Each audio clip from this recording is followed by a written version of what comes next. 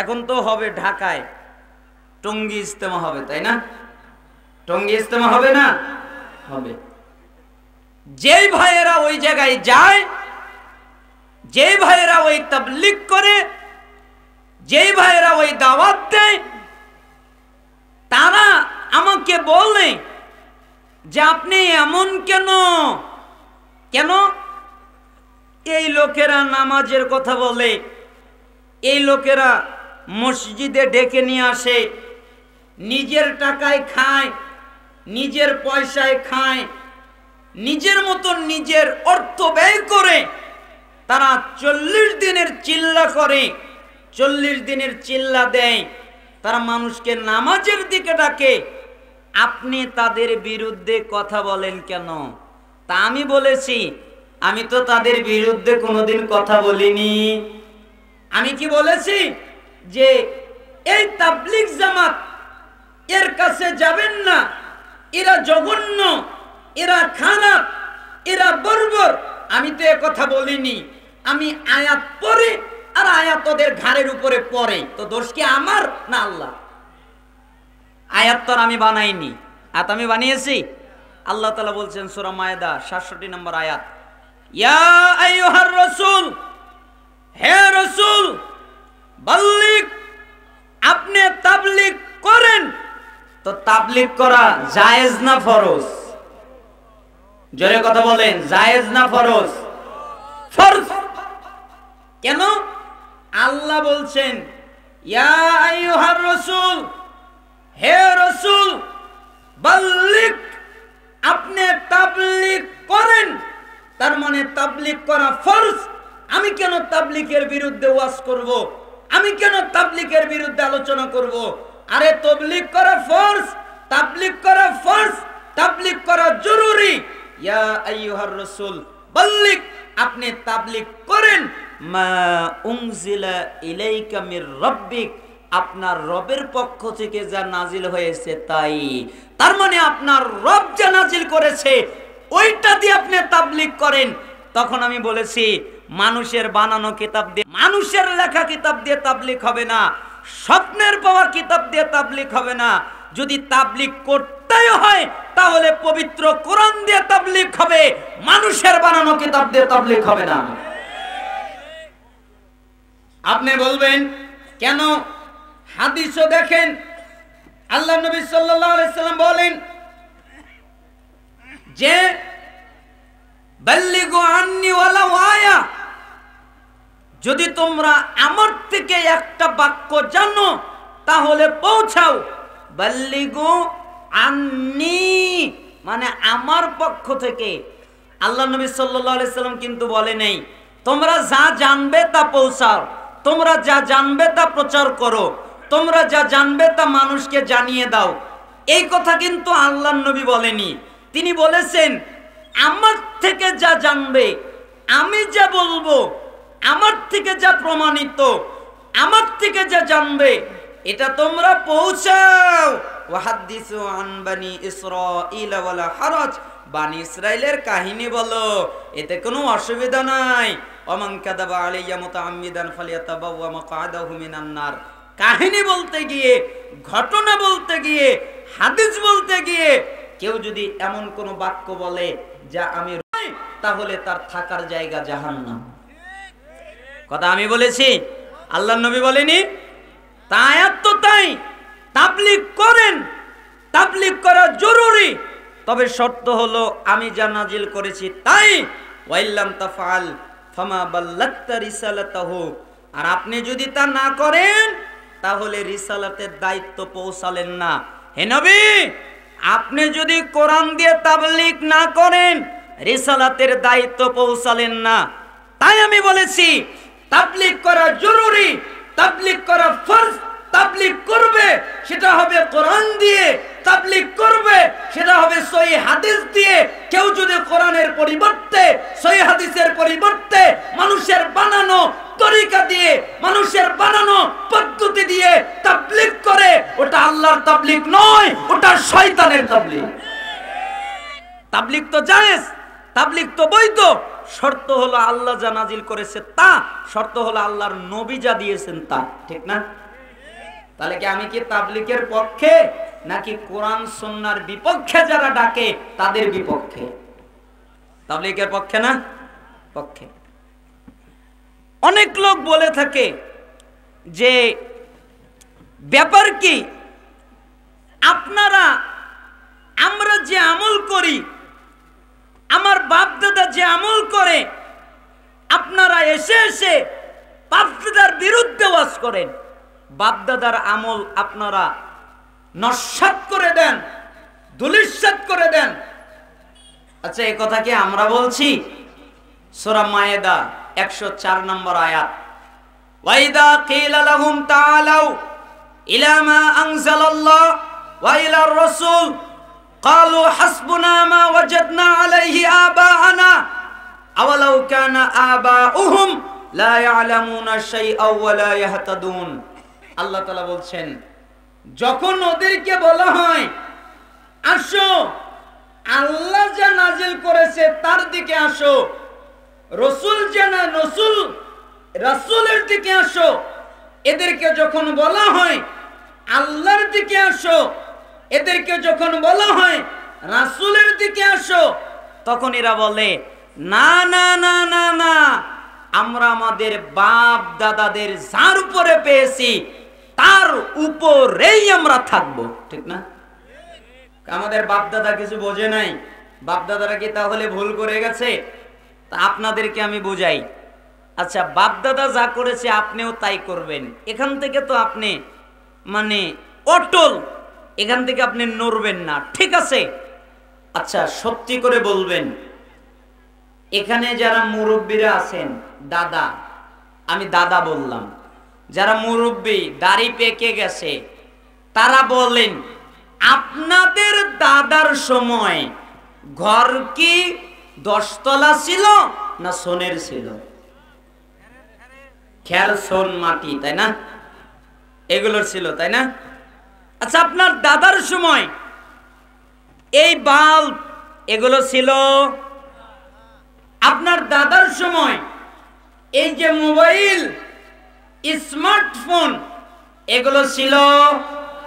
আপনার দাদার সময় যেই ফ্যানে বাতাস খান ওই ফ্যান ছিল? আপনার দাদার সময় আপনি বুড়া হয়ে গেছেন তো ওযু করতে কষ্ট হয়, তাই বাড়িতে গিজার লাগিয়েছেন কারেন্ট দিয়ে।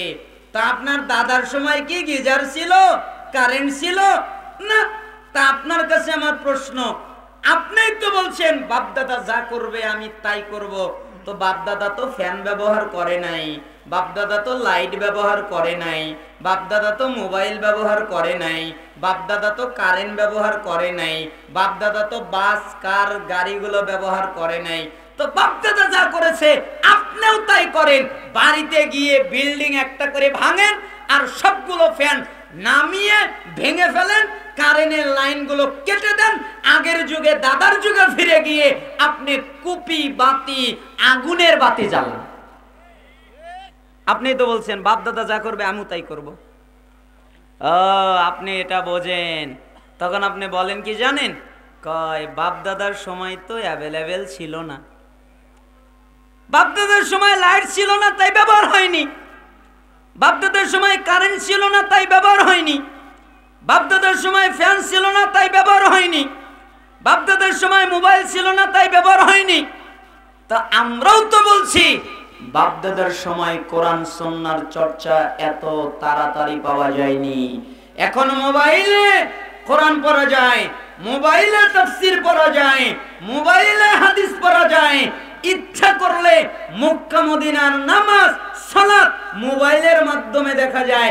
তাই তো আমরা বলি আমরা বাপ দাদাদেরকে মানি না, আমরা মানি কোরআন সুন্নাহ আর ফলো করে মক্কা মদিনা, তাই না? তাহলে আপনি যদি বাপ দাদার যুক্তি দেন তাহলে ওই ক্ষেত্রে আপনার খাটে আর এই ক্ষেত্রে খাটে না, এটা কেমন হবে? দুই জায়গায় সুবিচার করতে হবে। আবার আপনারা বলে থাকেন, আপনারা কথা বলেন, আপনারা আলোচনা করেন, আপনাদের লোক সংখ্যা কম, লোক সংখ্যা অল্প, আর তারা কথা বলে, তারা আলোচনা করে, তাদের লোক সংখ্যা কত অধিক বেশি আর আপনাদের কত কম, তাই না? হাদিসের ভিতরে কি এসেছে? বাদা আল ইসলাম গরিবান ওয়া সায়াউদু কামা বাদা গরিবান ফাতুবা লিল গুরাবা। ইসলামের সূচনা হয়েছে অল্প কিছু লোকের মাধ্যমে, আবার এই অল্প কিছু লোকের মধ্যেই ইসলামটা ফিরে যাবে। এই অল্প সংখ্যক মানুষদের জন্যই তোবা বৃক্ষের অর্থাৎ জান্নাতের সুসংবাদ। আচ্ছা, জান্নাতে বেশি যাবে না অল্প যাবে? আপনারা হাদিস জানেন, 1999 জন যাবে জাহান্নামে, আর জান্নাতে যাবে কয়জন? একজন। আচ্ছা, আপনারা বলেন জাল দলিল বেশি না অরিজিনাল দলিল বেশি? জাল দলিল বেশি, তাই না? যৌথ বানানো যায়, তাই বলে কি বলবো ওর দলিল হলো 22টা, জাল হোক আর যাই হোক দেখার বিষয় নয়। ওর দলিল 22টা, তোমার একটা নিব না, 22টা নিব, এটা বললে সুবিচার হবে? ওর 22টা তো জাল, আর একটাই অরিজিনাল। অতএব অধিকাংশ মানুষ হকের মাপকাঠি নয়। আল্লাহ তাআলা বলছেন, ওয়া ইন তুতি আকসার মান ফিল আরদি ইউদিল্লুকা আন সাবিলিল্লাহ ইত্তাবিউনা ইল্লা যান ওয়া ইনহুম ইল্লা ইয়াখরুসুন। হে নবী, আপনি যদি জমিনে যারা বসবাস করে, জমিনে বসবাস করে কারা? জমিনে বসবাস করে কারা? মানুষ। হে নবী, আপনি যদি জমিনে যারা বসবাস করে এদের অধিকাংশ মানুষকে যদি আপনি মেনে নেন, অধিকাংশের কথা যদি মেনে নেন, তাহলে তারা আপনাকে আল্লাহর রাস্তা থেকে সরিয়ে দিবে। কেন? এরা শুধু অনুমান ভিত্তিক কথা বলে, এরা শুধু ধারণায় কথা বলে, এদের কাছে ধারণা আর অনুমান ছাড়া কিচ্ছু নাই। বিশ্বাস হয় না? ওই ছেলেকে জিজ্ঞেস করেন, ভাই তুমি যে হাত বাঁধো দলিল কোথায়? আমার হুজুর জানে না। আচ্ছা ভাই, তুমি যে আমলটা করো, ফরজ সালাত শেষ হয়ে গেল, মাথায় হাত দিলে 11 বার পড়লে, এর দলিল কোথায়? আমার হুজুর জানে না, হুজুর কিছু বোঝে না, হুজুর পড়ে নাই, আমার হুজুর মাদ্রাসায় পড়ে নাই। তার মানে তাদের কাছে ধারণা। আর আপনি একটা আহলুল হাদিস রিকশাওয়ালা, তাকে যদি জিজ্ঞেস করেন তুমি যে রফিল দান করো দলিল কোথায়, সে জবাব দিয়ে দিবে সহিহ বুখারী হাদিস 735, 736, 37, 38, 39। তুমি জোরে আমিন বলো, দলিল কোথায়? হাদিস সহিহ বুখারী 780 নম্বর হাদিস। তার মানে এদের কাছে দলিল আছে আর তাদের কাছে দলিল নেই। এই জন্য অধিকাংশ মানুষ দলিল ছাড়া চলে আর অল্প মানুষ দলিল দিয়ে চলে। তাহলে কি আমরা অধিকাংশ মানবো না অল্প মানবো? অবশ্যই কোরআন এবং সুন্নাহর পক্ষে যারা, তাদেরকে আমরা মানবো। আপনাদেরকে আমি বলি, আলেম ওলামা এই পৃথিবীতে হকপন্থী পাওয়া খুবই কঠিন ব্যাপার, খুবই টাফ ব্যাপার। আমাকে অনেক মানুষ বলে, আচ্ছা হুজুর, এই যে আলেম, এরা দাওরা পাশ করেছে, এরা মুফতি পাশ করেছে, এরা ইফতা করেছে, এরা কত শিক্ষা অর্জন করেছে, এরা কি বুখারী পড়ে না? এরা কি মুসলিম পড়ে না? এরা কি কোরআন পড়ে না? আমাকে এই কথা অনেকে বলে। তখন আমি তাকে একটা আয়াত শোনাই। আয়াতটা কি? কোরআন আশ্চর্য একটা কিতাব, আপনি যা চাবেন আল্লাহ তাই কোরআনে রেখে দিয়েছেন, সব আছে। তো কোরআনের কাছে আমি জিজ্ঞেস করি, আচ্ছা আমাদের আলেম উলামা এরকম কেন? বুখারি পড়ে, আর এক শ্রেণীর আলেম আছে মাথায় বুখারি নেই। কয় আল্লাহর কসম মাথায় বুখারি বলতেছি, এই বুখারিতে জোরে আমিন বলার হাদিস নাই। বলে না? আপনাদের এলাকায় এসে বলে কিনা জানি না, আমাদের এলাকায় খুব কয়, কারণ আমাদের এলাকায় তো আর আহলে হাদিস নাই। আমাদের এলাকার জটিল কঠিন অবস্থা, মাথায় বুখারি নিয়ে বলে আল্লাহর কসম বুখারিতে জোরে আমিনের হাদিস নাই।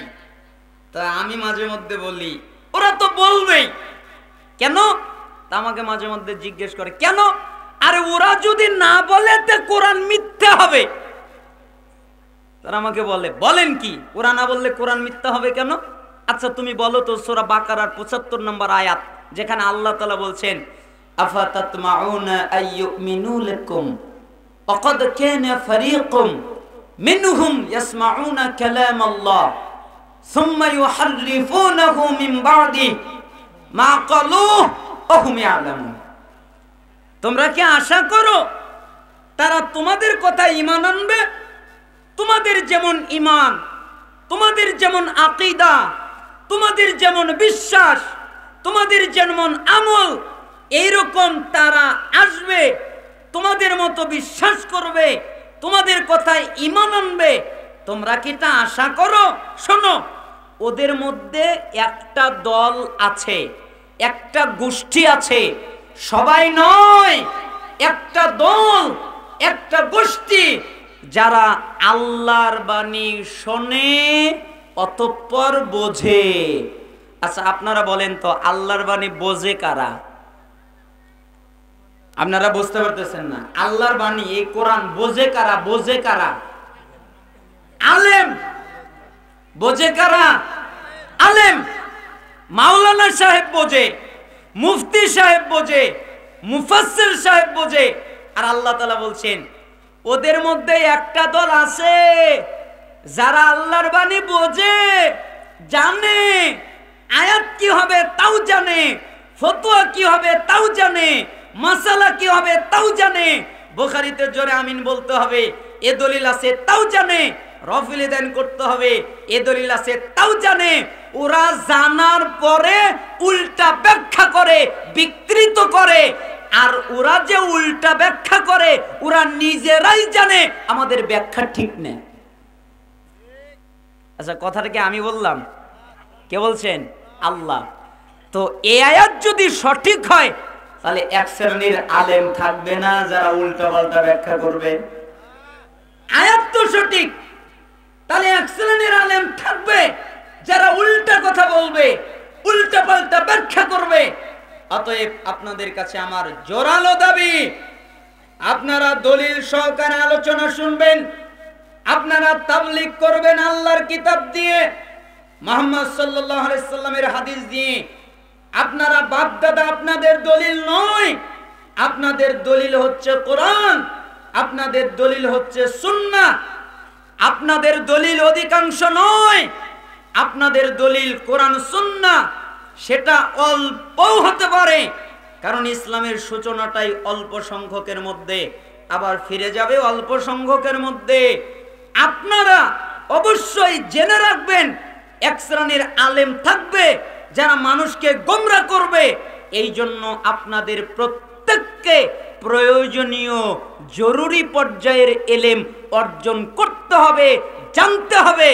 আপনি যদি না জানেন বুঝতে পারবেন না।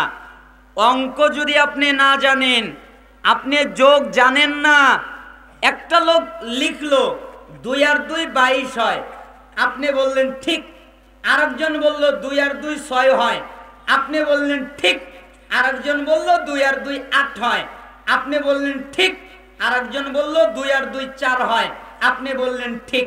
আসলে কি চারটাই ঠিক? কয়টা ঠিক? একটা। জানবেন কেমনে? অঙ্ক জানলে জানবেন। আপনি যদি অঙ্ক জানেন তাহলে বুঝবেন কার অঙ্ক ঠিক। আপনি যদি কোরআন সুন্নাহ জানেন, কোরআন পড়েন, হাদিস পড়েন, তাহলে আপনি বুঝতে পারবেন। হয়তো মুফতি হতে পারবেন না, হয়তো অনেক দামি বড় ফকিহ হতে পারবেন না, কিন্তু ইনশাআল্লাহ আপনি যদি কোরআন হাদিস পড়েন এতটুকু জানতে পারবেন কে হক আর কে বাতিল। অতএব আল্লাহ তাআলা আপনাদেরকে যেন কোরআন হাদিস পড়ার তৌফিক দান করেন। আল্লাহকে বলেন, হে আল্লাহ, আমাদেরকে কোরআন এবং সুন্নাহর জ্ঞান অর্জন করার তৌফিক আপনি আমাদের দান করেন। আপনাদের কাছে বিক্ষিপ্ত কিছু কথা বলছিলাম। আমি বলেছিলাম আপনাদেরকে কিছু নসিহত করব। আপনাদের কাছে জরুরি পর্যায়ে আমার পক্ষ থেকে একটা নসিহত, আমি নসিহতটা তাম বাংলাদেশের মানুষের কাছে পৌঁছাতে চাই, জানাতে চাই। নসিহতটা কি? একটা শিক্ষক আর একটা ছাত্র, দুইজনের ভিতরে কথোপকথন হয়েছে। তারিখে দিমাশকে আমি এই কাহিনীটা পড়েছি। লেখা আছে, শিক্ষক আমায় যা শিখিয়েছে তাই শিক্ষক ছাত্রকে বলছে। আচ্ছা, ছাত্রকে বলছে, অমুক জি, আচ্ছা তুমি কি একটা কথা বলতে পারো? কি বলবো?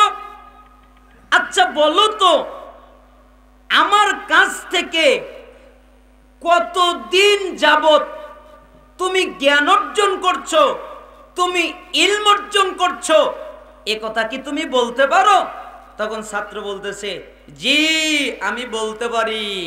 তাহলে বলো তো, আমি আপনার কাছ থেকে জ্ঞান অর্জন করতেছি 33 বছর ধরে। কয় বছর? এখনো যায়নি, তার মানে এখনো জ্ঞান অর্জন করছি, এখনো আপনার কাছ থেকে যায়নি 33 বছর। তো শিক্ষক ছাত্রকে বলতেছে, আচ্ছা বলো তো, তুমি 33 বছরে আমার কাছ থেকে কি কি শিখেছো, এটা কি তুমি বলতে পারো? জি আমি বলতে পারি। তাহলে বলো তো, 33 বছরে আমি আপনার কাছ থেকে মাত্র 8টা জিনিস শিখেছি। কয় জিনিস? আচ্ছা 33 বছরে কয়টা? 8টা।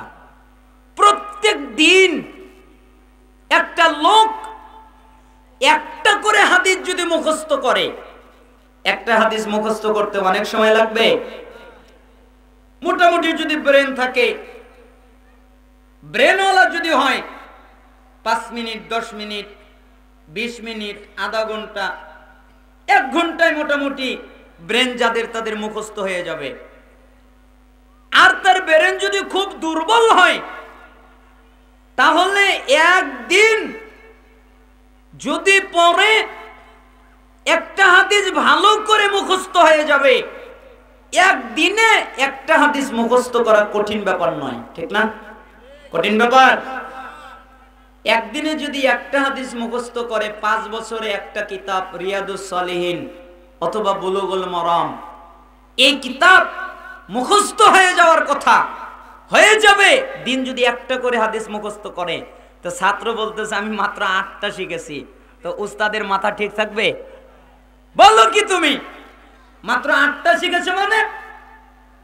ওস্তাদ আমি মিথ্যা কথা বলতে পারি না, আপনি আমাকে মিথ্যা কথা বলা শিখাননি, আপনি আমাকে মিথ্যা বলতে শিখাননি, আমি সত্য কথা বলি, আমি যা বলি সত্য কথা বলি, আপনি আমাকে সত্য কথা শিখিয়েছেন, আমি আপনার কাছে 8টাই শিখেছি। তখন শিক্ষক বলতেছে, আচ্ছা ঠিক আছে, 8টা যেহেতু শিখলে তাহলে বলো তো 8টা কি? তখন ছাত্র বলতেছেন, ওস্তাদ 1 লক্ষ্য করুন, আমি সৃষ্টিজীবীর প্রতি লক্ষ্য করে দেখলাম, আমি মানুষদের প্রতি লক্ষ্য করে দেখলাম, প্রত্যেকটা মানুষের, প্রত্যেকটা লোকের একজন করে আপনজন আছে। আপনারা কি মনে করেন? আপনজন আছে না নাই? আপনাদের আছে? কথা বলছেন না? আপনাদের আপনজন আছে? কথা বলেন, নাহলে বাড়িতে কিন্তু পেটানি হবি। বলবে যে ওখানে কথা বলোনি, আমি তোমার আপন না। আপনজন নাই? আছে। কারো আপনজন মা, কারো আপনজন বাবা, কারো আপনজন সন্তান, কারো আপনজন স্ত্রী, এটাই কারো কাছে বেশি।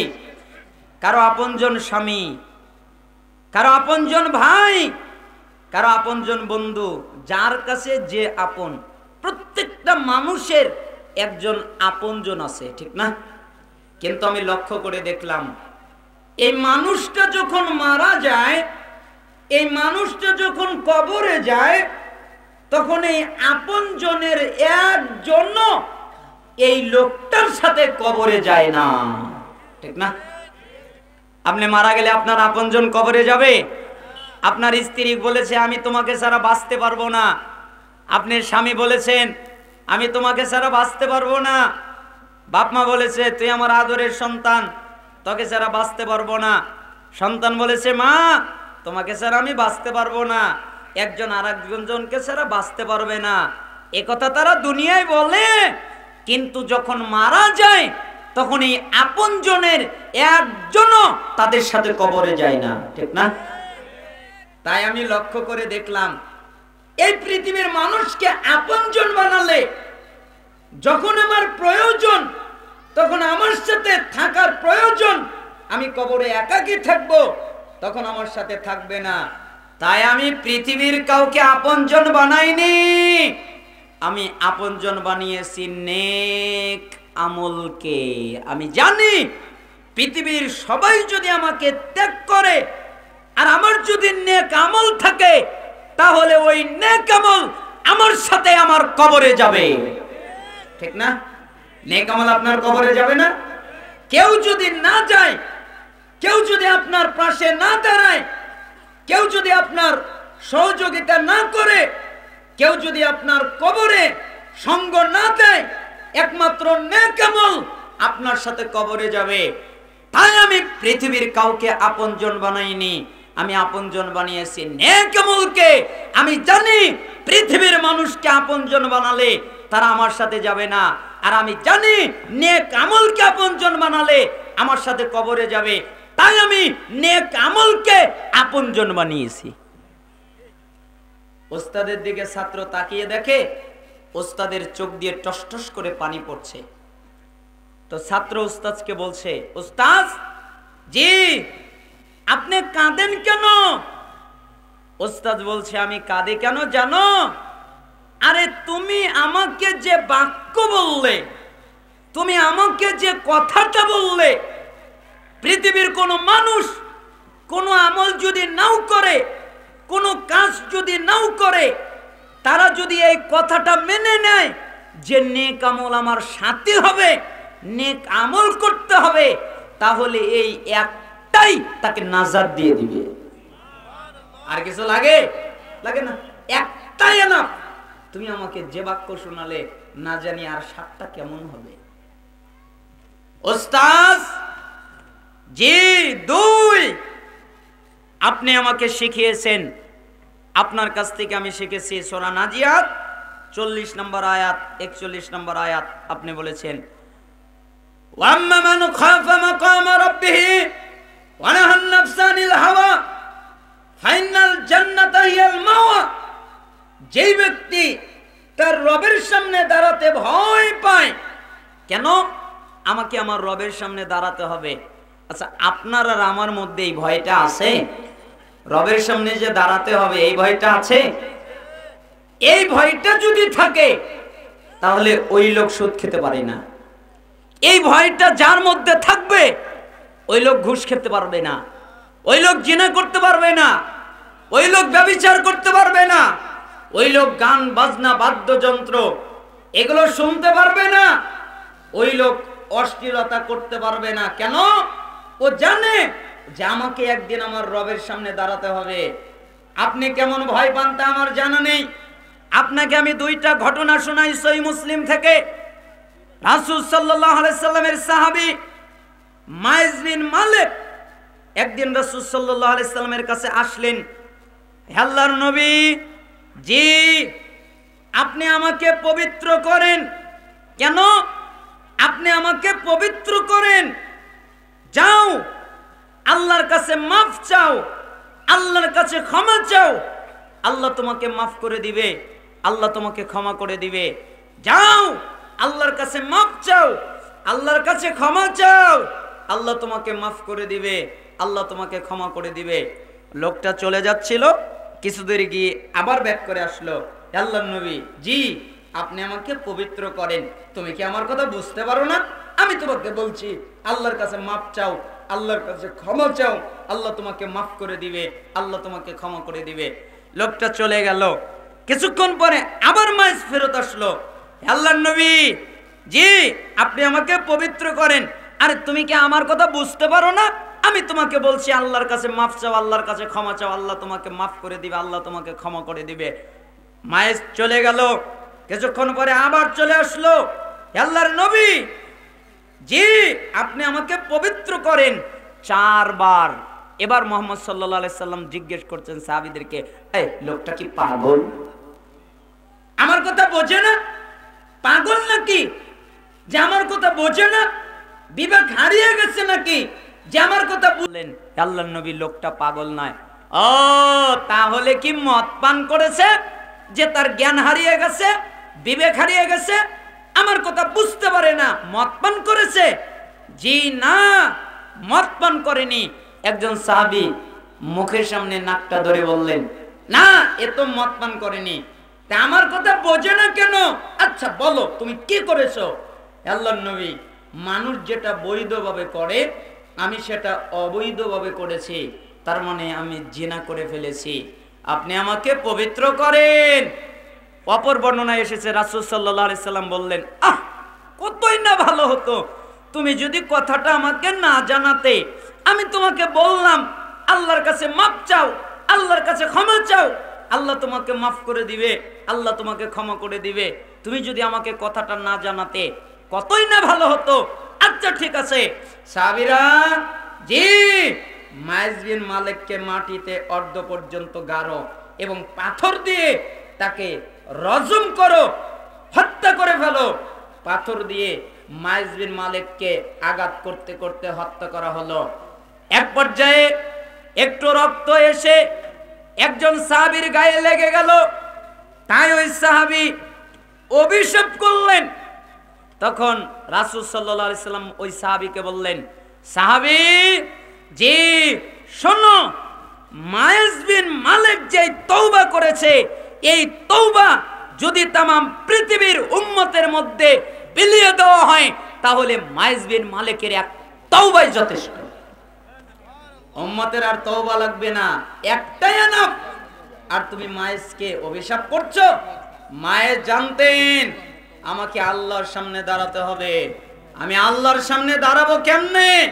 আমি জিনা করেছি, আমি কিভাবে আল্লাহর সামনে দাঁড়াবো? মাইজ জানতেন আমার যদি বিচার হয় আমাকে ফাঁসি দিবে না, আমার গলা কেটে ফেলবে না, আমাকে অর্ধ পর্যন্ত গেড়ে পাথর মেরে মেরে আমাকে যন্ত্রণাদায়ক ভাবে আমাকে হত্যা করবে, এটা মাইজ জানতেন। তারপরে মাইজের হৃদয়ের ভিতরে ছিল আল্লাহর ভয়, তাই মাইজ ভেবেছিলেন যে আমার পবিত্র হওয়া দরকার, আমি আল্লাহর সামনে কিভাবে দাঁড়াবো? মাইজ আল্লাহর সামনে দাঁড়াতে ভয় পায়, কিন্তু আমরা মানুষ এত নিমক হারাম, আমাদের মধ্যে আল্লাহর সামনে দাঁড়াতে হবে এই ভয় আমাদের মধ্যে নাই, ঠিক না? কান্নাকাটি করতে হয় এটা নাই, কাঁদতে হয় এটা নাই। মুআয ইবনুল জাবাল রাদিয়াল্লাহু আনহু তিনি বলেন, লাম্মা হাদারাতুল মাউত বাকা, একদিন মুআয ইবনুল জাবাল অনেক কান্নাকাটি করছিলেন, তাই একজন সাহাবী এসে তাকে জিজ্ঞেস করলেন, ফাকালা লাহু, কি ব্যাপার? মা ইবুকিকা, তুমি কাঁদো কেন? তোমার কান্নার কারণ কি? তুমি কি কারণে কাঁদো? তুমি কাঁদো কেন?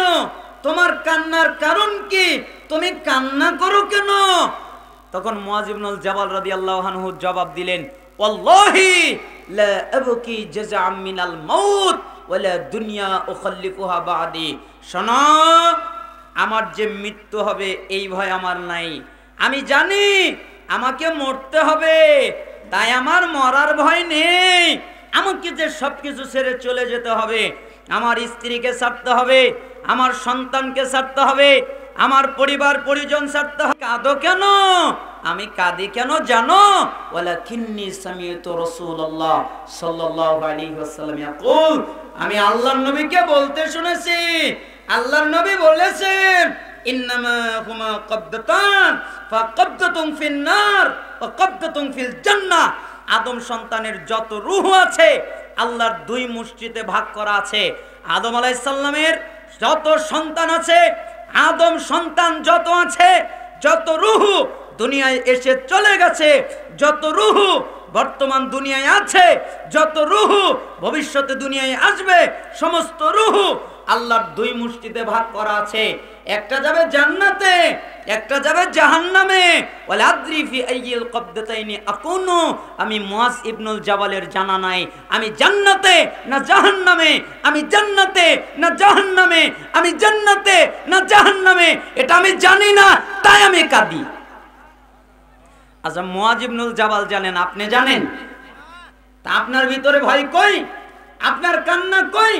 ওই ছাত্র শিক্ষককে বলছেন, আপনি আমাকে শিখিয়েছেন ওয়াম্মা মান খাফা মাকাম রাব্বিহি ওয়া নাহান নাফসা আনিল হাওয়া ফা ইন্নাল জান্নাতা হিয়াল মাওয়া। যেই ব্যক্তি আল্লাহর সামনে দাঁড়াতে ভয় পায় যে আমাকে একদিন আল্লাহর সামনে দাঁড়াতে হবে, যেই ব্যক্তি প্রবৃত্তির কামনা বাসনা থেকে বেঁচে থাকে, মন যা বলে তার সে উল্টা করে, ফা ইন্নাল জান্নাতা হিয়াল মাওয়া, তার একমাত্র ঠিকানা জান্নাত, জান্নাত ছাড়া তার কোনো ঠিকানাই নাই। বলেন তো তার ঠিকানার নাম কি? ওস্তাদ, তাই আমি আপনার কাছ থেকে শিখেছি। কি শিখেছি? আমি আল্লাহর সামনে দাঁড়াতে লজ্জা পাই, আমি আল্লাহর সামনে দাঁড়াতে ভয় পাই। কেন? আমাকে একদিন আমার আল্লাহর সামনে দাঁড়াতে হবে, তাই আমি পাপ করতে লজ্জা পাই।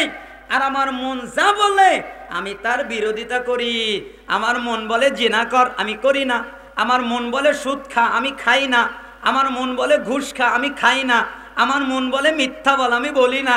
আমার মন বলে গীবাত কর, আমি করি না। এইগুলো থেকে আমি বেঁচে চলি। কেন? আমি জানি এগুলো থেকে যদি বাঁচতে পারি, প্রবৃত্তির কামনা বাসনা থেকে যদি বাঁচতে পারি, আর আল্লাহর সামনে দাঁড়াতে যদি ভয় করি, তাহলে জান্নাত আমার ঠিকানা। ঠিক না? ওস্তাদ তিন, ওস্তাদ তিন কে? আমি সৃষ্টিজীবীর প্রতি লক্ষ্য করে দেখলাম, এই মানুষদের প্রতি লক্ষ্য করে দেখলাম, প্রত্যেকটা মানুষের, প্রত্যেকটা ব্যক্তির একটা করে দামি জিনিস আছে। ঠিক না? আপনাদের দামি জিনিস আছে না নাই? কথা বলবেন। আপনাদের হাটিগ্রাম এই খেতলালের মানুষ কথা কম বলে? কম বলে? তাহলে বলেন, আপনাদের প্রত্যেকের দামি জিনিস আছে না নাই? আছে। কারো দামি জিনিস টাকা, কারো দামি জিনিস স্বর্ণ, কারো দামি জিনিস জমির দলিল। দলিল দামি জিনিস না? এই জন্য দামি জিনিস দামি জায়গায় রাখে। আমি সৃষ্টিজীবীর প্রতি লক্ষ্য করে দেখলাম, প্রত্যেকটা মানুষের দামি জিনিস আছে, আর দামি জিনিস দামি জায়গায় রাখে। কিন্তু আপনি আমাকে শিখিয়েছেন, আল্লাহ তাআলা বলেছেন, মা ইনদাকুম ইয়ানফাদু ওয়া মা ইনদাল্লাহি বাকিন। তোমাদের কাছে যা আছে তা শেষ হয়ে যাবে, কিন্তু আল্লাহর কাছে যা আছে তা কখনো শেষ হবে না। তাই আমি আপনার কাছ থেকে শিখেছি, আমার মালিকানায় যা আসে আমি তা আল্লাহর কাছে পাঠিয়ে দেই। আমি জানি আল্লাহর জায়গা হলো দামি জায়গা, আল্লাহর কাছে হলো দামি জায়গা। তাই আমি আমার মালিকানায় যা আসে আমি তা আল্লাহর কাছে পাঠিয়ে দেই, আমি তা আল্লাহর কাছে ব্যয় করি, আমি তা আল্লাহর কাছে পাঠিয়ে দেই, আল্লাহর কাছে দান করি। আমি দামি জিনিস আমার কাছে রাখি না, আমি আল্লাহর কাছে দিয়ে দেই। এইটা আপনার কাছ থেকে শিখেছি। আচ্ছা, আমরা কি আমাদের দামি জিনিস আল্লাহর কাছে পাঠাতে পারি?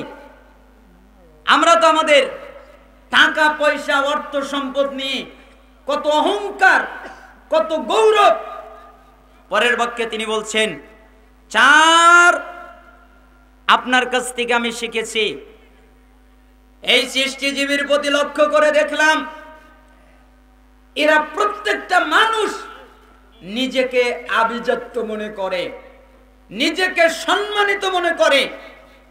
তারা মনে করে আমি সম্মানিত, তারা মনে করে আমি আভিজাত্য, আমার সম্মান অনেক, আমার আভিজাত্য অনেক, এটা প্রত্যেকেই মনে করে সে নিজে সম্মানিত। কিন্তু আপনি আমাকে শিখিয়েছেন, আল্লাহ তাআলা বলেছেন ইন্না আকরামাকুম ইনদাল্লাহি আতকাকুম, নিশ্চয়ই তোমাদের মধ্যে সবচেয়ে বেশি দামি, আভিজাত্য, সম্মানিত ওই ব্যক্তি যেই ব্যক্তি তাকওয়াবান। সবচেয়ে বেশি সম্মানিত কে? তাকওয়াবান না তাকওয়া ছাড়া? আল্লাহর কাছে সম্মানিত কে?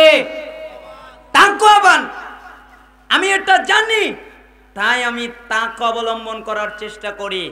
তাকওয়া মানে আল্লাহর ভয়, আল্লাহকে ভয় করার চেষ্টা করি। আমি জানি পৃথিবীর সমস্ত মানুষের কাছে যদি দামি হই আর আল্লাহর কাছে যদি অসম্মানিত হই, তাহলে আমার কোনো লাভ নেই। আমি জানি পৃথিবীর সমস্ত মানুষের কাছে যদি আমি অসম্মানিত হই আর আল্লাহর কাছে যদি আমি দামি, সম্মানিত হই, তাহলে আমার কোনো ক্ষতি নেই, ঠিক না? এই জন্য আমি আল্লাহর কাছে দামি হওয়ার চেষ্টা করি, আমি তাকওয়া অবলম্বন করি। আপনার কাছ থেকে আমি এটা শিখেছি। 5, আমি সৃষ্টিজীবীর প্রতি লক্ষ্য করে দেখলাম, একজন আর একজনকে অভিশাপ দেয়, একজন আর একজনকে দোষারোপ করে, একজন আর একজনকে হিংসা করে। কিন্তু আপনি আমাকে শিখিয়েছেন, আল্লাহ তাআলা বলেছেন যে যাকে যা বন্টন করে দেওয়া হয়েছে, আমাকে আল্লাহ যা দিয়েছেন অন্যজনকে তা দিবেন না, আর অন্যজনকে আল্লাহ যা দিয়েছেন আমাকে তা দিবেন না। আপনারা কি মনে করেন? আমাকে যা দিয়েছেন আপনাদের তা দিবেন, আর আপনাদের যা দিয়েছেন আমাকে তা দিবেন না? আপনারটা আপনার, আমারটা আমার, তাই আপনার সাথে আমার হিংসা কিসের? আরে ভাই, আপনারটা আল্লাহ আপনাকে দিয়েছে, আমার ক্ষতি কি? আমারটা আল্লাহ আমাকে দিয়েছে, তাই আমি পৃথিবীর কারো প্রতি অভিশাপ দেই না, আমি পৃথিবীর কারো প্রতি দোষারোপ করি না, আমি পৃথিবীর কাউকে হিংসা করি না। এইটা আমি আপনার কাছ থেকে শিখেছি। দেখেন তো ছাত্র কেমন শিখেছে কি? 6, আমি সৃষ্টিজীবীর প্রতি লক্ষ্য করে দেখলাম, একজন আর একজনের সাথে বিদ্বেষ করে, একজন আর একজনের সাথে মারামারি করে, একজন আর একজনকে হত্যা পর্যন্ত করে ফেলে, একজন আর একজনের সাথে শত্রুতা করে, ঠিক না? মানুষ একজন আর একজনের সাথে শত্রুতা করে না? করে। কিন্তু আপনি আমাকে শিখিয়েছেন, আল্লাহ বলেছেন কি? ইন্নাশ শাইতানা লাকুম আদুউন ফাত্তাখিযুহু আদুওয়া, নিশ্চয়ই শয়তান তোমাদের প্রকাশ্য দুশমন, প্রকাশ্য শত্রু। অতএব তোমরা যদি শত্রু বানাতে হয় তাহলে শয়তানকে শত্রু বানাও, ঠিক না? এখানে আমি আপনাদের কাছে কয়েকটা হাদিস অনুবাদ করি। এখানে কয়েকটা কথা মনে রাখবেন। জীবনে কারো গীবাত করবেন না, জীবনে কারো বদনাম করবেন না। বদনাম করে, গীবাত করে আপনার নেকিকে হারাবেন, এই কাজ আপনি জীবনে করবেন না। ইমাম আউজাই রাহিমাহুল্লাহ, নাম শুনেছেন না? ইমাম আউজাই, ইমাম আউজাই রাহিমাহুল্লাহ, তিনি একদিন তার বন্ধুকে বলছেন, দোস্ত জি, তুমি কি একটা কাজ করতে পারবে? কি কাজ? আমার জন্য একটা ঘর বানাবে, একটা ঘর দেখবে, একটা বাসা দেখবে যার আশেপাশে ওই লোক নাই যারা গীবত করে। কোন লোক নাই? গীবাতকারী নাই, মানে আশেপাশে যেন গীবাতকারী না থাকে। গীবাতকারী থাকলে আমি তাদের সাথে প্রতিবেশী হব না। তো বন্ধু খুব চালাক, তো তাই ইমাম আউজাই রহিমুল্লাহকে হাত ধরে কবরস্থানে নিয়ে গেছে। তো ইমাম আউজাই রহিমুল্লাহ বলতেছেন, তোকে আমি বললাম যে আমাকে একটা ঘর বানিয়ে দিবি যার আশেপাশে গীবাতকারী নেই, আর তুই আমাকে কবরে নিয়ে আসলি কেন? তখন বন্ধু বলতেছে, আমি আপনাকে কবরে আনলাম কেন জানেন? এইখানে যারা ঘুমিয়ে আছে এরা আপনার কোনোদিন গীবাত করবে না। কেন? এরা এদের নিজেকে নিয়ে ব্যস্ত, নিজের কি হবে এই চিন্তায় ব্যস্ত, আপনার চিন্তা করার সময় এদের নাই। আর এই দুনিয়ার মানুষের খায়া কোনো কাম নাই, তাই ওরা আপনার গীবাত করবে, তাই ওরা আপনার বদনাম করবে, ঠিক না? তাই জীবনে কারো গীবাত করবেন না। কেউ যদি আপনাকে আঘাত দেয় তাহলে আপনি কিছু মনে করবেন না, আপনি ওটাকে ভুলে যাবেন। হাসান বসরি রাহিমাহুল্লাহর মতো, হাসান বসরি রাহিমাহুল্লাহকে বললেন, আপনাকে মানুষ এত গালি দেয়, আপনাকে মানুষ এত কটু কথা বলে, আপনাকে মানুষ কত কিছু বলে, আপনার খারাপ লাগে না? হাসান বসরি রাহিমাহুল্লাহ বললেন, শোনো, আমি যেদিন দুনিয়ায় এসেছিলাম ওই দিন ছিলাম একা। শোনো, আমি যেদিন দুনিয়া থেকে চলে যাব ওই দিনও থাকবো একা। শোনো, আমি যেদিন কবরে থাকবো ওই দিনও থাকবো একা। শোনো, আমাকে যেদিন হাসরে উঠানো হবে ওই দিনও থাকবো একা। শোনো, আমার ফয়সালা যদি জাহান্নাম হয় তাহলে জাহান্নামে থাকবো একা, আমার ফয়সালা যদি জান্নাত হয় তাহলে আমি জান্নাতেই আমি একা যাব। তো কে আমাকে কি বললো এটা আমার দেখার কিচ্ছু আসে যায় না। মানুষ আমাকে কি বললো এ নিয়ে চিন্তা করা যাবে? একা কবরে, একা দুনিয়ায় এসেছি, একা কবরে যাব, একা চলে যাব, একাই উঠতে হবে, একাই হাসর হবে, অতএব কিসের চিন্তা? তার মানে বলছিলাম আপনাকে গীবাত করবেন না, বিদ্বেষ করবেন না, শত্রুতা করবেন না। কয়েকটা হাদিস আপনাদের অনুবাদ করে শোনাই। আবু দারদা রাদিয়াল্লাহু আনহু তিনি বলেন, রাসূল